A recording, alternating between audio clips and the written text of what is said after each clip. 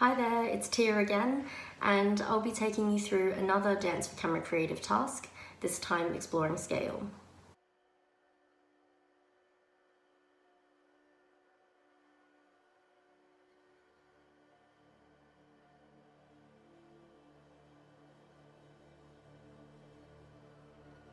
So firstly, you're going to need to find a location where you can film. Ideally, it'll be somewhere that allows you to be far enough away from the camera so that your whole body can fit in the frame. Then you're going to set your camera up so that as much of the location is visible and you can get a good sense of the depth.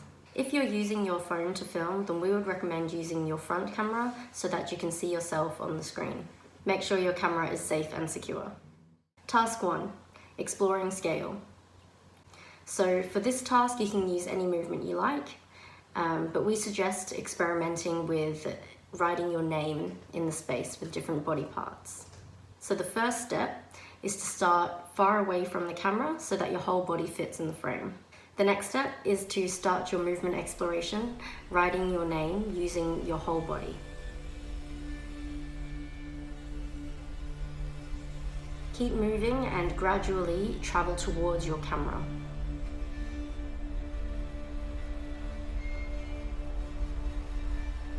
As you get closer, only move the parts of your body that remain in the frame.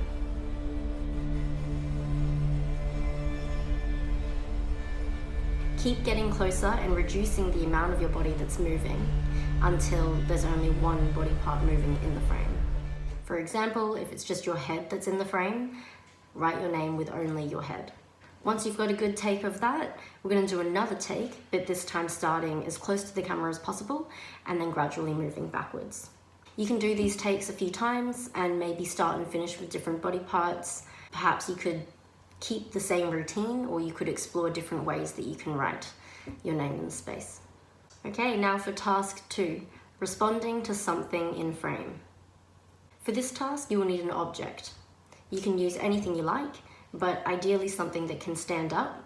So for example, a glass of water or a plant. So the first step is to place your object in the foreground of the camera frame so that about 1/3 of the frame is filled by the object. Now move away from the camera so that you're in the back of the shot and improvise movement that makes it look like you're emerging from or disappearing behind your object. You could do the name solo again, or you could just respond to the object in the space.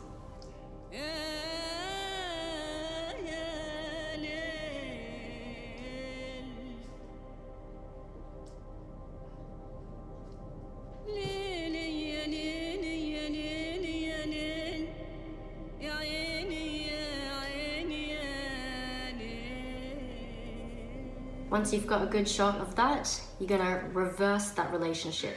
So you in the foreground and your object in the background. See how you can respond to your object now. Perhaps you only use one body part to do so. Also think about other interactions that you could have with your object. There's no right or wrong answer or limitations, so have fun and experiment with a few more different ways that you could respond and interact with an object in the frame. Exploring scale in Dance for Camera can really open up some fun possibilities around the idea of illusion. So don't limit yourself and keep trying some different options. Now for task 3, action and reaction. So we've all seen those videos on TikTok, for example, where someone jumps and suddenly their outfit changes in a flash. So we're going to try this kind of idea, but make it a little more dancey. You're going to need something to edit your video. You could use a free app on your phone or your computer, or you could use TikTok. This task will work by you first doing an action in the foreground and then a reaction movement in the background. Your actions and reactions can be as short or as long as you like. For example, you could film yourself in the foreground on the left performing a hit action, and then on the right in the background performing a fall action. Think about how these shots will edit together and show a really clear relationship of you reacting to yourself on film. Some other examples of actions you could try are lift up or jump, and then drop or land.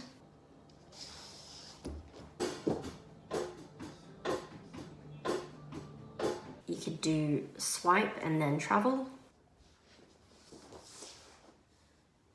And you could do pull and be pulled.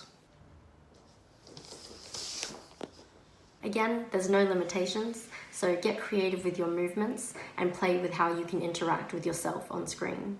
Remember, it's important to think about how your movements connect, and maybe you could also think about how your background movements could link you back into the foreground. Get creative and try a lot of different options when editing your footage, cutting between the two. Why not also try features like reverse and slow motion as well? Okay, so that's the task. Have fun exploring the different ways that scale can be used in dance for camera.